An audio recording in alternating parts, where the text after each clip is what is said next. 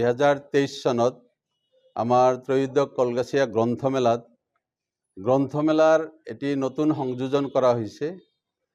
সেইটো হ'ল কলগাছিয়া সাহিত্য বঁটা।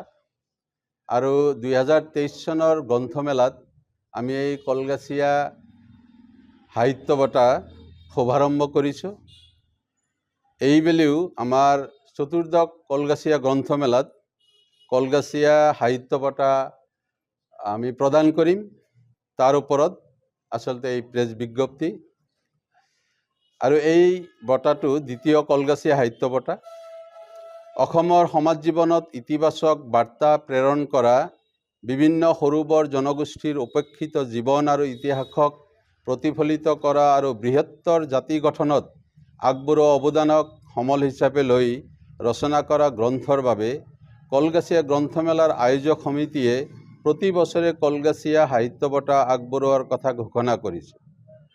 কলগাছিয়া সাহিত্য বঁটাৰ মূল উদ্দেশ্য হৈছে পূৰ্বে কোনো ধৰণৰ বঁটা লাভ নকৰা গ্ৰন্থ আৰু নতুন প্ৰজন্মৰ প্ৰতিভাক অসমীয়া সাহিত্যৰ ভঁৰাল চহকী কৰিবলৈ উদগনি দিয়া।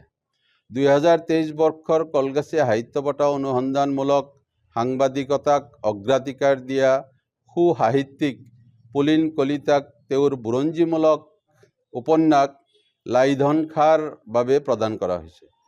2024 বৰ্ষৰ কলগাছিয়া সাহিত্য বঁটাৰ বাবে ইচ্ছুক লেখক লেখিকাৰ পৰা 2024 চনৰ নৱেম্বৰ মাহৰ ভিতৰত প্ৰকাশ হোৱা মৌলিক উপন্যাস, গল্প সংকলন আৰু প্ৰবন্ধ সংকলনৰ কমেও 3খনকৈ কপি নিম্নলিখিত ঠিকনাত 28 ফেব্ৰুৱাৰী 2025 ইংৰাজী চনৰ ভিতৰত পোৱাকৈ পঠিয়াবলৈ অনুৰোধ জনোৱা হৈছে।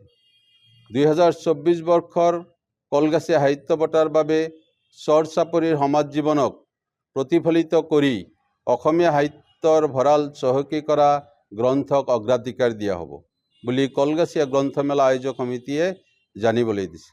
বঁটাৰ বাবে উপযুক্ত বিবেচিত গ্ৰন্থৰ নাম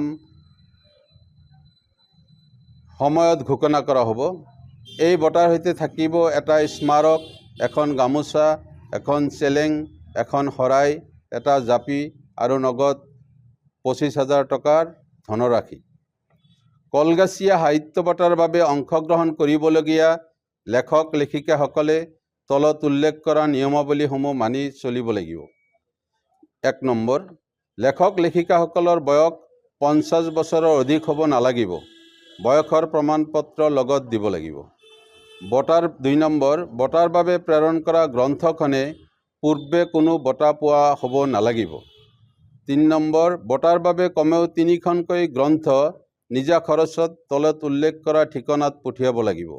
বঁটাৰ বাবে উপযুক্ত বিবেচিত নোহোৱা গ্ৰন্থক ঘূৰাই পঠিওৱা নহ'ব। 4 নম্বৰ, বঁটা প্ৰদানৰ তাৰিখ, সময় আৰু স্থান পৰৱৰ্তী সময়ত জনোৱা হ'ব। বঁটা প্ৰাপক লেখক লেখিকাই বঁটা প্ৰদান অনুষ্ঠানত নিজে উপস্থিত থাকি বঁটা গ্ৰহণ কৰিব লাগিব। 5 নম্বৰ, কমিটিয়ে নিজাববীয়াকৈও গ্ৰন্থ সংগ্ৰহ কৰি বাছনিৰ তালিকাভুক্ত কৰিব পাৰিব। 6 নম্বৰ, কমিটিয়ে নিৰ্ধাৰিত প্ৰক্ৰিয়াৰে বঁটাৰ বাবে গ্ৰন্থ বাছনি কৰিব আৰু এই সিদ্ধান্ত চূড়ান্ত বুলি বিবেচিত হ'ব।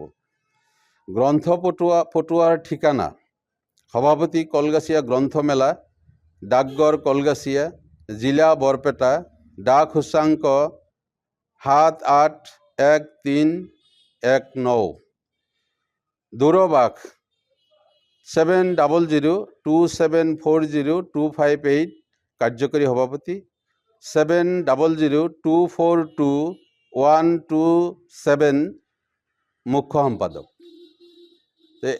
এইখিনি আজি আমাৰ প্ৰেছ বিজ্ঞপ্তিৰ বিষয়বস্তু। আমি গোটেই অসমবাসীৰ সাহিত্যৰ লগত জড়িত সাহিত্যিক, বুদ্ধিজীৱী বা নতুন লেখক লেখিকাক আহ্বান জনাইছোঁ যে আমাৰ এই দ্বিতীয় সাহিত্য বঁটা লাভৰ বাবে আপোনালোকে আপোনাৰ মূল্যৱান যি লিখনি, সেই লিখনিসমূহ আমাক পঠালে নিশ্চিতভাৱে আমি এই সাহিত্য বঁটা, দ্বিতীয় কলগাছিয়া সাহিত্য বঁটা প্ৰদানত আমাৰ সহায় সহযোগ হ'ব। আৰু সেই হিচাপে আমি আয়োজক সমিতিৰ ফালৰ পৰা সমগ্ৰ লেখক লেখিকা তথা সাহিত্যিকসকলৰ সহায় সহযোগ আন্তৰিকতাৰে কামনা কৰিলোঁ। ধন্যবাদ। যিকোনো খবৰৰ বাবে যোগাযোগ কৰক 7099017330 লগতে 7099017110 নম্বৰত।